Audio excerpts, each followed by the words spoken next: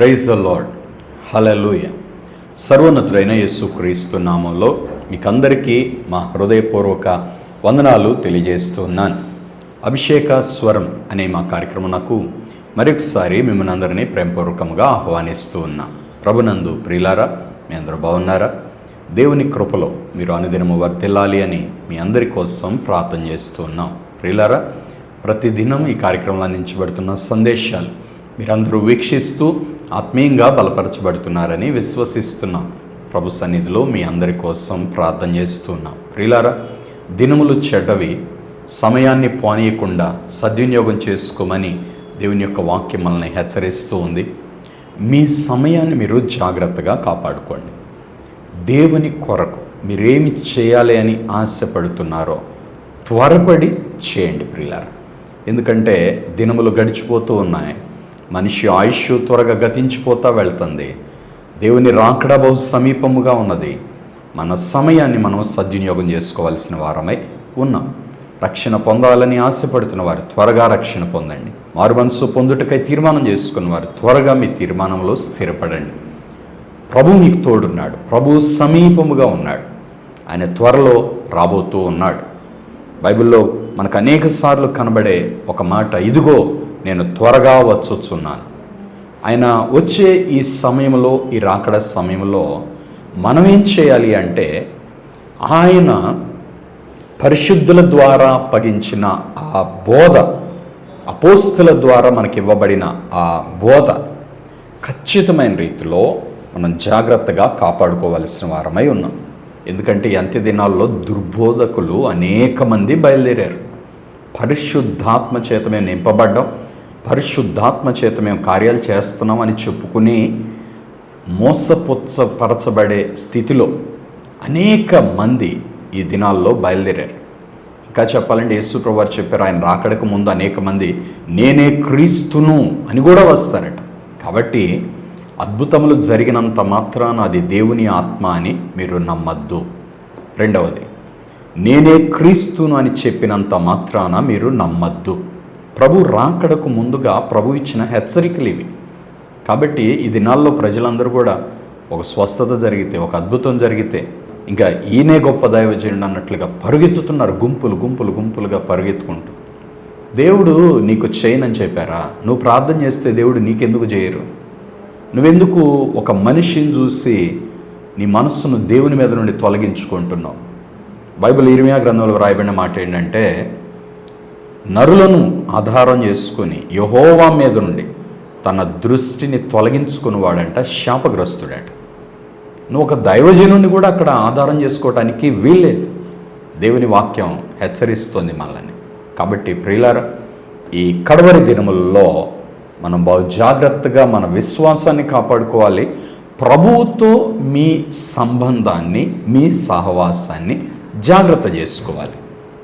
ప్రభు కదా మీకు ఆధారం, ప్రభు కదా మీ కొరకు ప్రాణం పెట్టింది, యేసు కదా మీకోసం రక్తం కాచినది. మరి యేసయ్యను వదిలేసి మీరు దేవునికి దూరంగా జీవిస్తూ ఉంటే, ఇప్పుడు రోగాలు వచ్చినాయి అని ఓ దైవజనుడి మీద ఆధారపడ్డావు, పరలోకం కోసం ఎవరి మీద ఆధారపడతావు? రోగం తగ్గిపోయింది, దైవజనుడు ప్రార్థన చేస్తే ఓకే. మరి రేపు దేవుని రాజ్యానికి వెళ్ళటానికి ఏ దైవజనుడు ప్రార్థన చేస్తే వెళతావు?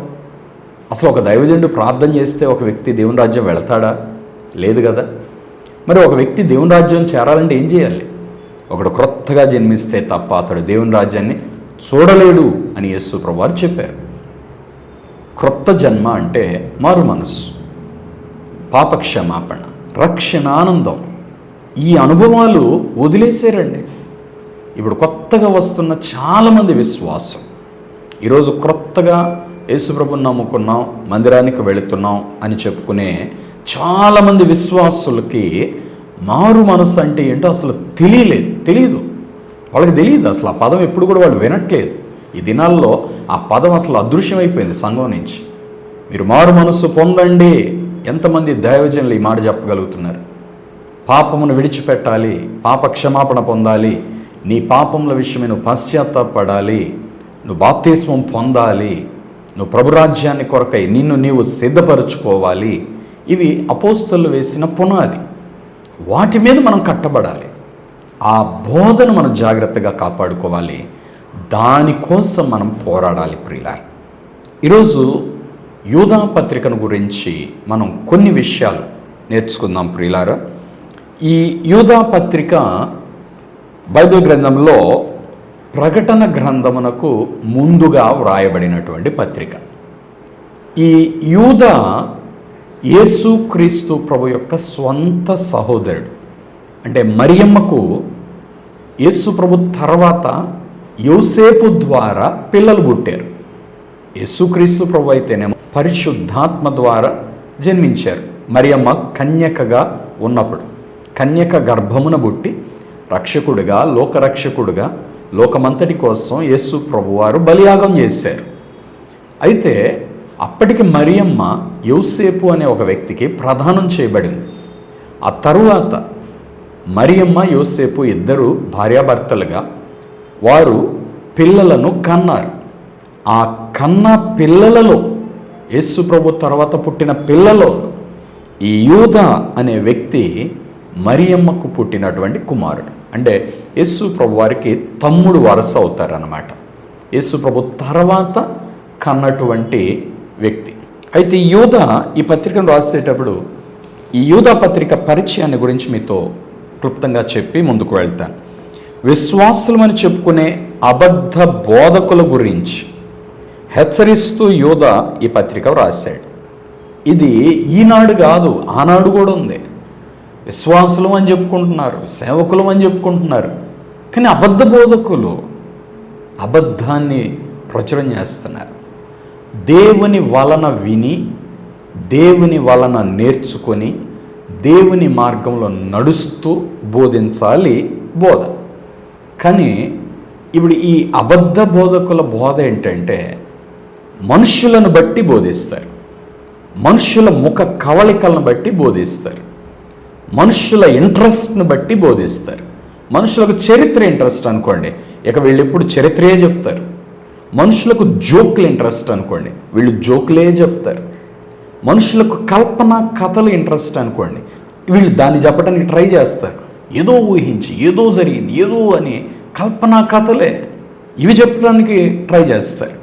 ఇదంతా అబద్ధ బోధకులు అని దేవుని యొక్క వాక్యం స్పష్టంగా చెప్తుంది.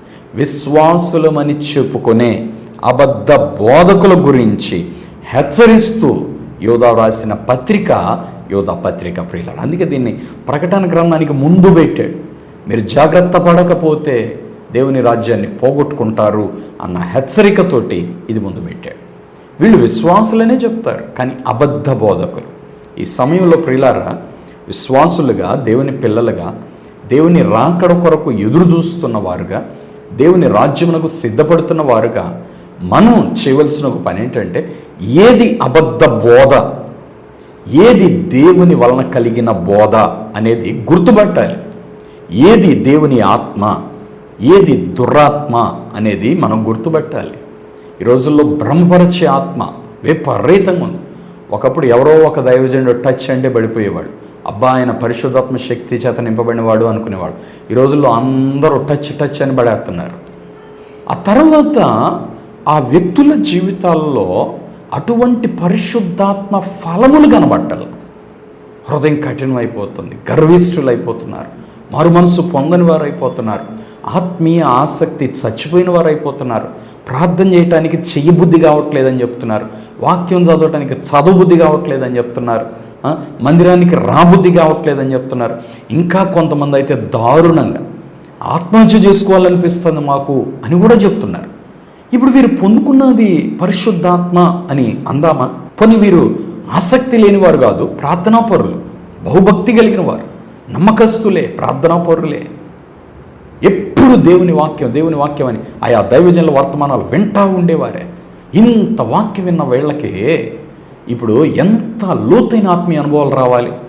కానీ ఉన్నయన్ని కూలిపోయి, ఆత్మీయ ఆసక్తి చచ్చిపోయి, ఇక నేను కూడా చచ్చిపోతే బాగుండు, నాకు వద్దు బ్రతుకు అని ఆ విరక్తి వస్తుంది.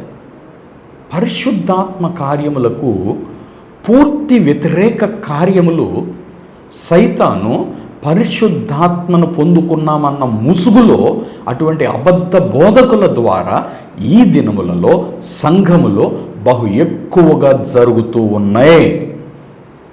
మేము చాలామందికి ప్రార్థన చేసేటప్పుడు గమనిస్తూ ఉన్నాం, వారు మేము దేవుని ఆత్మ చేత నింపబడ్డాం అనుకుంటున్నారు. బట్ అది దేవుని ఆత్మ కాదు. దేవుని ఆత్మను పొందుకున్నప్పుడు మనసంతా నెమ్మదిగా ఉంటుంది, ముఖమంతా తెల్లగా జీవపు వెలుగు కనబడి ప్రకాశిస్తూ ఉంటుంది. కానీ వీరి ముఖాలు నేను చూస్తూ ఉంటే నల్లటి చీకటి గమ్మేస్తున్నాయి, నల్లటి కప్పేస్తుంది. ఎంత నల్లగా అయిపోతున్నాయి అంటే వారి ముఖాలు, వీరు ఆత్మను పొందుకున్నామని వీరు పరవశించిన తర్వాత అసలు బాబోయ్ ఇక వాళ్ళ ముఖాలు చూడాలంటేనే ఒక భయాన్ని గొలిపించేలా అలాగైపోతున్నాయి. యేసుప్రభువు వారు దీనత్వాన్ని నేర్పిస్తారు. యేసుప్రభువు వారు లోకమునకు వెలుగై ఉన్నారు. దానికి పూర్తి ఆపోజిట్గా వీరు పరిశుద్ధాత్మను పొందుకున్నాం అనుకొని అట్లాగూ వీరి ప్రవర్తన, అట్లాగూ వీరి ముఖం, అట్లాగూ వీరి ఆలోచనలు, వీరి ఆత్మీయ జీవితం అలా ఒక మారిపోతున్నాయి, కొలాప్స్ అవుతున్నాయి, కుప్పగూలిపోతున్నాయి. ఈ కార్యక్రమం చూస్తున్న దేవుని బిడ్డలారా, జ్ఞానముతో ఉండాల్సిన దినాలు ఇయే. అజ్ఞానంతో ఉండకూడదు. ప్రతిదీ దేవుని ఆత్మని నమ్మద్దు. ఆడ అద్భుతాలు జరుగుతున్నాయంటే బరిగెత్తద్దు. యేసుప్రభు ఆయన రాకడకు ముందు చెప్పాడు, అసలే వాళ్ళు చేసే అద్భుతాలు మామూలుగా ఉండవంట, ఒక్కొక్కళ్ళు చేసే అద్భుతాలు. జాగ్రత్త, ఏది దేవుని సంబంధమైనది, ఏది ఆత్మ సంబంధమైనది, ఏది దేవుని సంబంధమైనది కాదో గుర్తుపట్టాలి. ఈ రోజుల్లో గుర్తుపట్టాలి. ఒకప్పుడు విశ్వాసులకి ఏమి నేర్పించేవాళ్ళంటే ప్రార్థన, వాక్యం, ఈ రెండు తప్ప ఇంకోటి తెలియదు. ప్రార్థన చేయండి, వాక్యంతో నింపబడండి, మీ హృదయాన్ని వాక్యంతో నింపుకోండి, పశ్చాత్తపడి ప్రార్థన చేయండి, దేవుని వెతకండి, దేవుడిని కనుగొనాలి, దేవుని దర్శించాలి, దేవుడు మాట్లాడాలి, దేవునిలో నువ్వు స్థిరపడాలి, నీ మనస్సు స్థిరపడాలి. ఓ చిన్న చెడు ఆలోచన వస్తే హృదయంలో ఎంతో పశ్చాత్తపడి ప్రార్థన చేసేవారు ఒకప్పుడు. ఇప్పుడు అసలు ఏ మార్పు, ఏమి స్పర్శ లేకుండా ఆత్మీయ జీవితాన్ని అలాగూ గడుపుకుంటా వెళ్ళిపోతున్నారు. అందుకనే ఇది ఎందుకు వస్తుంది అంటే అబద్ధ బోధకుల నుండి వచ్చిన ప్రతిఫలమే. సరైన బోధ ఉంటే విశ్వాసులు ఎప్పుడు సరైన దారిలోనే నడుస్తారు. దారి చూపించే వాడిని బట్టే నడిచేవాళ్ళు నడుస్తారండి. దారి చూపించే వ్యక్తి దారి తప్పిపోతే నడిచేవారు ఏ రీతిగా నడుస్తారు చెప్పండి. అందుకే విశ్వాసులు అని చెప్పుకునే అబద్ధ బోధకుల గురించి హెచ్చరిస్తూ యోధా ఈ పత్రిక రాశాడు. రెండవది, పేతురు రాసిన రెండవ పత్రికకు ఈ పత్రికకు చాలా దగ్గర పోలికలు ఉన్నట్లుగా కనబడతాయి. అంటే ఆనాడు అపోస్తుల్లో ఏకాత్మ పనిచేసింది. ఓ దైవజనుడు ఒక మాట చెప్పండి, ఇంకో దైవజనుడు ఇంకో మాట చెప్పేవాడు కాదు. ఎందుకంటే ఇద్దరు ఒకే తపన, ఒకే గురి, ఒకే దృష్టి. వాళ్ళ గురి ఏంటంటే విశ్వాసులను ఏ రీతికైనా దేవుని రాజ్యంలో నిలబెట్టాలి, ఏ రీతికైనా దేవుని ముందు నిర్దోషులుగా నిలబెట్టాలి. ప్రభు సింహాసనం ముందు వీరు నిలబడాలి, నిర్దోషులుగా నిలబడాలి, తుట్టిల్లకుండా నిలబడాలి. ఆ దర్శనంతో, ఆ తపనతో పనిచేశారు. ఈ రోజుల్లో అయితే మా చర్చి గొప్పదంటే మా చర్చి గొప్పది, నేను ఇంత కొన్నానంటే ఎంత కొన్నాను, నా సంఘం ఇన్ని వేల మంది, ఇన్ని లక్షల మంది అంటే ఇన్ని లక్షల మంది. దేనిలో పోటీ పడుతున్నామండి? దేనిలో పోటీ పడుతున్నాం? సరే, ఈ చర్చికి వచ్చే విశ్వాసులందరూ ఈ దైవజనుని ద్వారా మాత్రమే రక్షించబడిన వారా అంటే కాదు. వాళ్ళు ఎక్కడెక్కడో సువార్త విని ఎవరెవరో ఆత్మలు సంపాదించుకుంటే వాళ్ళందరినీ పోగేసుకొని ఇది నా పెద్ద సంఘం అని చెప్పుకుంటే ఇది రేపొద్దున దేవుని ఎదుట నిలబడాలనే గ్రహింపు ఉన్నదా విశ్వాసులకైనా సేవకులకైనా? రేపు నువ్వు దేవుని ముందు నిలబడి ఏమని సమాధానం చెప్తావు? వాళ్ళు స్వార్థ చెప్పారయ్యా, విన్నాను, ఈ చర్చి బాగుందని ఈ చర్చికి వచ్చాను, ఇక్కడే బతికానని చెప్తావా? దేవుడు దాన్ని ఒప్పుకుంటాడా? ఒక విశ్వాసి ఈ దినాల్లో నా పట్ల దేవుని చిత్తం ఏంటి అనేది మర్చిపోయారు. అసలు అది చేయటాన్ని మర్చిపోయారు. దేవుడు నిన్నెందుకు ఎన్నుకున్నాడు, దేవుడు నిన్నెందుకు ఏర్పరచుకున్నాడు, దేవుడు నిన్నెందుకు పిలిచాడు, ఈ గ్రహింపు లేకపోతే ఓ విశ్వాసి ఆత్మీయ జీవితంలో ఎలా జీవించగలడు? ఏ రీతిగా నువ్వు దేవుని ముఖాముఖిగా నిలబడి సమాధానం చెప్పగలవు నీ జీవితాన్ని గురించి? దేవుని ఎదుట ధైర్యంతో నిలబడగలరా? ప్రియులారా, ఆలోచించాలి మనం. పేతురు రెండవ పత్రికకి, యూదా రాసిన పత్రికకి ఏకసారూప్యత, ఒకే భావం. ఎందుకంటే వీరందరూ ప్రభు రాకడం గురించి చెప్పారు, విశ్వాసులు జాగ్రత్త పడాలి అని చెప్పారు. ముఖ్యంగా యూదా పత్రికలో పరిశుద్ధులకు ఒక్కసారి అప్పగింపబడిన బోధ నిమిత్తము మీరు పోరాడవలెనని యూదా పత్రిక రాసిన ఈ రచయిత యూదా అందరిని, విశ్వాసులను హెచ్చరించటం అనేదే ఈ పత్రికలోని ప్రాముఖ్యమైన అంశం. ప్రియులారా, యూదా తపన ఏంటంటే, మనకు ఒక బోధ అప్పగించబడింది పరిశుద్ధాత్మ ద్వారా, అపోస్తలుల ద్వారా. ఒక్కసారే ఇస్తాడు దేవుడు, మార్చాడు. ఓ సంవత్సరం గడిచేటప్పటికి ఇంకో బోధ మారదు. ఈ బైబిల్ గ్రంథం కొన్ని సంవత్సరాల నుండి ఒకే పుస్తకం చదువుతున్నాం మనం, ఒకే పుస్తకం. ఈ బైబిల్ మన చేతిలోకి వచ్చాక ఎంతమంది, ఎన్ని తరాలు, ఎన్ని సంవత్సరాలు, బుక్ మారలా, అప్పగించబడిన బోధ మారలా, నానార్థాలు మాత్రం రకరకాలుగా వచ్చేసినాయి, పేడార్థాలు వచ్చినాయి. ఎవరికి నచ్చినట్టు వాళ్ళకు అలా చెప్పేసుకుంటున్నారు అంతే. నో, అది కరెక్ట్ కాదు. దేవుడు చెప్పింది మనం చేయాలి. యేసుప్రభువు వారి భూలోకంలో జీవించిన కాలం అంతా ప్రియులారా, నా తండ్రి చెప్పినట్టు నేను చెప్తున్నాను అంటాడు. తండ్రి ఏదైతే చెప్పాడో అదే నేను చేస్తున్నాను అంటాడు.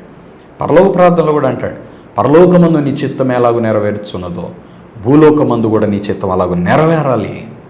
ఈ తపనతో ప్రభు సేవ చేశాడు. ప్రియులారా, ఈరోజు ఇటువంటి ఆలోచన ఉందంటారా మనకి?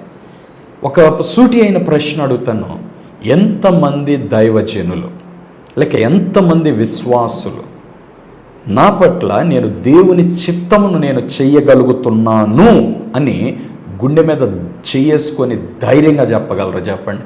నీ పట్ల దేవుని చిత్తం నువ్వు చేయగలుగుతున్నావా? నీ పట్ల దేవుని చిత్తం నువ్వు చేయకపోతే నువ్వు ఫెయిల్ అయిన వ్యక్తివే.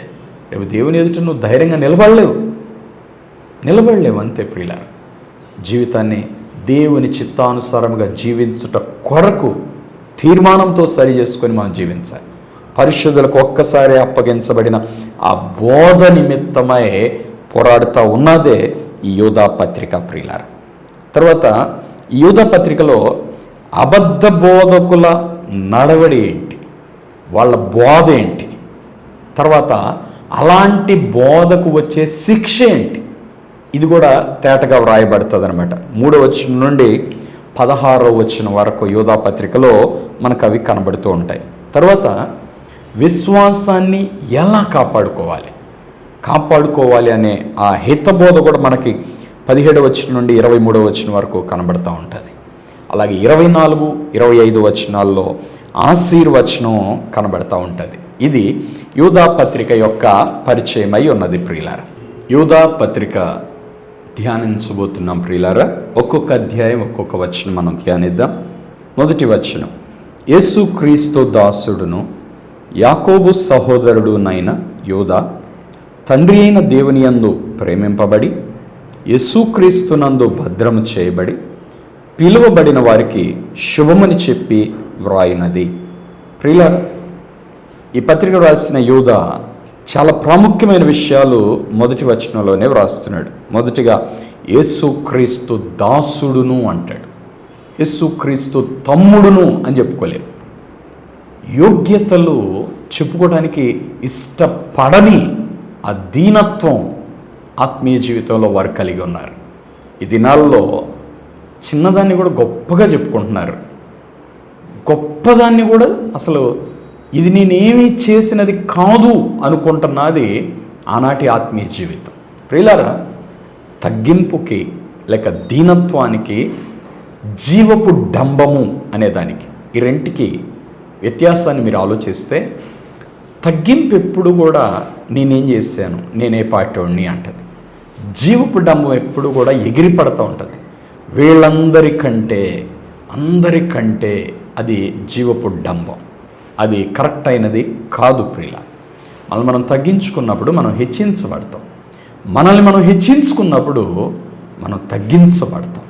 కాబట్టి మనం తగ్గించుకోవడం నేర్చుకోవాలి. యూదా మొట్టమొదటి పదంలోనే ఏమంటున్నాడంటే యేసుక్రీస్తు దాసుడను, అంటే ఆయన తమ్ముడు అని చెప్పుకునే అర్హత లేదంటే ఉంది. ఎందుకంటే యేసు ప్రభుని ఆనాడు ఇతను వడ్లవాడైన యోసేపు కుమారుడు కాడా అన్నారు ప్రజలు. తర్వాత ఇలాగ యూదా, యోసే ఇలాంటి వీళ్ళందరూ వాళ్ళ అన్నదమ్ములు కాదా అని అన్నారు. అంటే యూదాని యేసు ప్రభువుకి అన్న తమ్ముడుగా ప్రపంచంలో ప్రజలందరూ చూస్తున్నా, యూదా మాత్రం యేసుక్రీస్తు ప్రభుని ఎలా చూశాడంటే ఆయన రాజుల రాజు, ప్రభుల ప్రభు, మహాదేవుడు, ఆయన గొప్ప దేవుడు అండి, గొప్ప రక్షకుడు అండి. ఆయనతో పోల్చుకోవటానికి, ఆయనతో సంబంధం కలిగి మాట్లాడటానికి నాకంత అర్హత లేదు అన్నట్లుగా యూదా మాట్లాడుతూ అంటాడు, యేసుక్రీస్తు దాసుడను నేను అంటాడు. రెండవది, యాకోబు సహోదరుడునైన యూదా. ఈ యాకోబు ఎవరు అంటే చర్చ్ యెరూషలేములో ఉన్న మొట్టమొదటి సంఘం, ఆదిమ సంఘానికి కాపరి ఈ యాకోబు. ఆదిమ సంఘ కాపరి ఈ యాకోబు, మొట్టమొదటి పాస్టర్, చర్చ్ పాస్టర్. పేతురు, పౌలు వీరందరూ అపోస్తలులు, కానీ వీరు ఆయా ప్రాంతాల్లో సేవ చేస్తూ ఉన్నప్పుడు యెరూషలేములో సంఘములో నిలవబడి కాపరిగా, కాపరి ధర్మము నిర్వహించిన వ్యక్తి ఎవరంటే యేసు ప్రభు తర్వాత మరియమ్మకు పుట్టినటువంటి యాకోబు అనే ఈ వ్యక్తి అన్నమాట. అందుకే యాకోబు సహోదరుడైన యూదా అనే మాట ఇక్కడ యూదా రాస్తూ ఉన్నాడు. తర్వాత తండ్రి అయిన దేవుని యందు ప్రేమింపబడి తన జీవితాన్ని ఎట్లా చెప్పుకుంటున్నాడంటే, దేవుడు నన్ను ఎంత ప్రేమించాడో, తండ్రి అయిన దేవుడు నన్ను ఎంత ప్రేమించాడు. ఒకటి దేవుణ్ణి ఏమో తండ్రిగా భావిస్తున్నాడు, రెండోది ఆ తండ్రి నన్ను ఎంతో ప్రేమించాడు అంటాడు. ప్రియులారా, దేవుడు మిమ్మల్ని అందరినీ కూడా ఎంతో ప్రేమిస్తున్నాడు. దేవుని ప్రేమ కొలతలేదండి, అపరిమితమైందనమాట. ఆయన మనల్ని ఎంత ప్రేమిస్తాడో చెప్పడానికి వెళ్ళేది. ప్రాణము పెట్టునంతగా మనల్ని ప్రేమించిన ప్రేమ దేవుని ప్రేమ, శాశ్వతమైన ప్రేమ దేవుని ప్రేమ. దేవుని ప్రేమ చాలా లోతైనది, ఎత్తైనది. ఆయన ప్రేమ ఎంత అంత అని కొలవటానికి ఎవరికీ సాధ్యం కాదు. ఆ గొప్ప దేవుని యందు ప్రేమించబడి, దేవుని చేత ప్రేమించబడటం వేరు, దేవుని యందు ప్రేమించబడటం వేరు. యూదా ఇక్కడ అంటాడు, తండ్రి అయిన దేవుని యందు ప్రేమించబడ్డాం మేము, దేవుని యందు ప్రేమించబడ్డాం మేము. దేవుని చేత ప్రేమించబడే వాళ్ళు చాలామంది ఉన్నారు, కానీ దేవుని యందు ప్రేమించబడే వ్యక్తులు ఉన్నారే, వారే విశ్వాసులు. లోకమంతటిని దేవుడు ప్రేమిస్తున్నాడు. దేవుడు లోకముని ఎంతో ప్రేమించాడు, లోకమంతటిని దేవుడు ప్రేమించాడు. ఆ లోకంలో అనేక మంది ఉన్నారు, జంతువులు ఉన్నాయి, పక్షులు ఉన్నాయి, మృగచరాలు ఉన్నాయి, జలచరాలు ఉన్నాయి, అన్నీ ఉన్నాయి. భూమి మీద పుట్టిన స్త్రీలు, పురుషులు, యవ్వనులు, వృద్ధులు, చంటిపిల్లలు అందరూ ఉన్నారు. భూమి మీద ఉన్న ప్రతి వాటిని దేవుడు ప్రేమిస్తున్నాడు. ఇవి ఎన్ని దేవుని చేత ప్రేమించబడే అనుభవాలు. రెండవది, దేవుని యందు ప్రేమించబడుట అనగా యేసు ప్రభువు చెప్పారు ఆ మాట, నా యందు మీరు, మీ యందు నా మాటలు నిలిచి ఉండిన ఎడల. అంటే మీలో దేవుని వాక్యమును కానీ మీరు పెట్టుకొని వాక్యానుసారంగా జీవిస్తూ మారు మనసు పొందిన వ్యక్తులైతే మీరు నాలో ఉన్నటువంటి వారు, నా యందు మీరు అంటాడు, మీ యందు నా మాటలు. అది దేవునితోటి జీవించాలంటే, దేవుని యందు ఉండి జీవించాలంటే ఈ అనుభవాలు ఉన్నాయి. ప్రియులారా, మరి ఇప్పుడు మీరు ఏ అనుభవంలో మీ ఆత్మీయ జీవితాన్ని సాగిస్తున్నారు? దేవుని యందు ప్రేమింపబడి యేసుక్రీస్తు నందు భద్రము చేయబడి.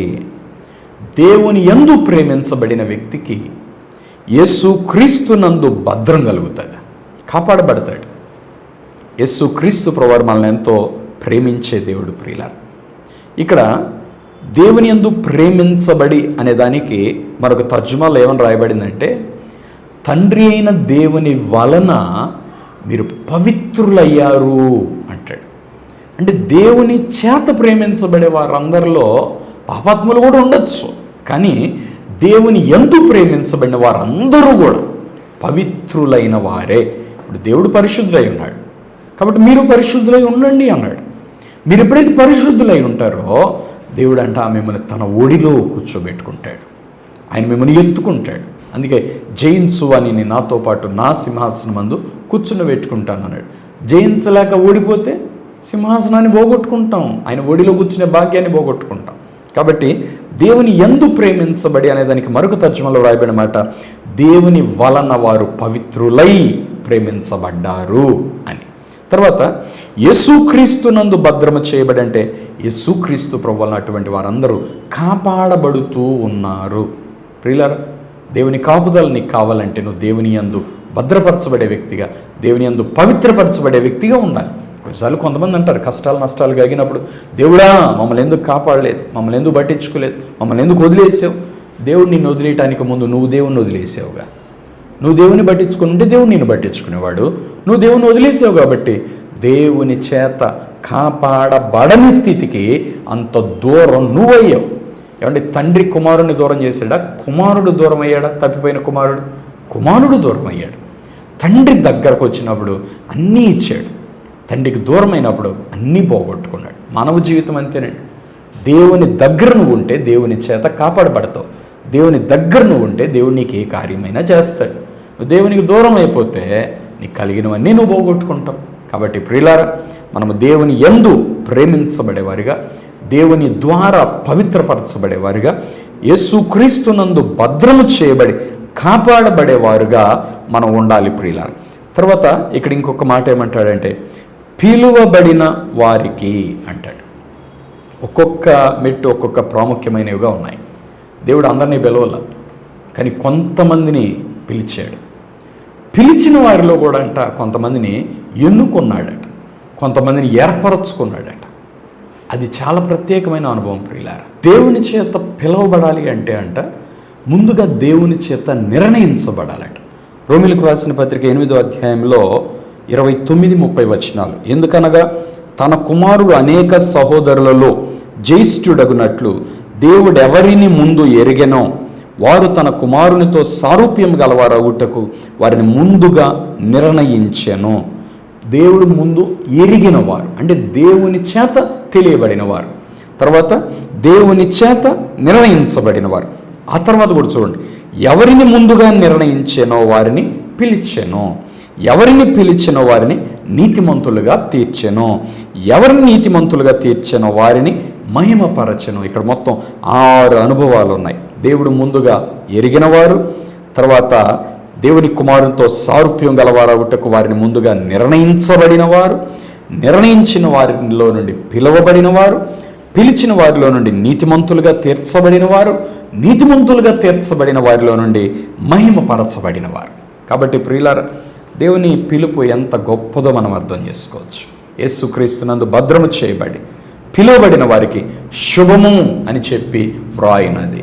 అటువంటి వారి అందరి జీవితాల్లో నెమ్మది, శాంతి, సమాధానాలు, శుభములు కలుగుతాయి. ఈ కార్యక్రమం చూస్తున్న ప్రియ దేవుని బిడ్డలారా, దేవునిలో జీవించండి, దేవుని కొరకు జీవించండి, నమ్మకస్తులుగా జీవించండి. తుట్రిల్లొద్దు, అజ్ఞానంతో మోసపోవద్దు. మోసం చేసే అనేకమైన లోకంలో బయలుదేరినాయి. చీకటి లోకాన్ని కమ్మేస్తుంది. మీరు మాత్రం దేవుని వెలుగు, దేవుని మహిమను కలిగిన వారుగా జీవించండి. ప్రార్థన చేసుకుందాం. తల వంచి కళ్ళు మూసుకోండి. మీ కొరకు ప్రార్థన చేస్తాను. ప్రేమగల తండ్రి యేసయ్య, ఈ దినం మీరు మాతో మాట్లాడిన ప్రతి మాటను బట్టి స్తోత్రాలు. యూదా పత్రిక యొక్క ప్రాముఖ్యమైన విషయాలు మీరు మాకు బోధించినందుకు స్తోత్రాలు. మేము జాగ్రత్తగా విశ్వాసమును కాపాడుకొని నమ్మకస్తులుగా, నీతిమంతులుగా నీ కొరకు జీవించటకు సహాయం చేయండి. ఈ కార్యక్రమం చూస్తున్న ప్రతి వ్యక్తిని తాకండి. అనారోగ్యంతో బాధపడుతున్న బిడ్డలను స్వస్థపరచండి.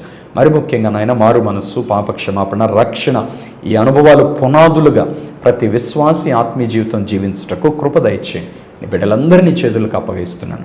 ఏ ఒక్క వ్యక్తి నాయన నీ ఎదుట నిలబడినప్పుడు ధైర్యంగా నిలబడినట్లుగా సహాయం చేయండి. బిడ్డలకు తోడుని నడిపించి వారికి కావాల్సిన ప్రతి సహాయంను దయచేయండి.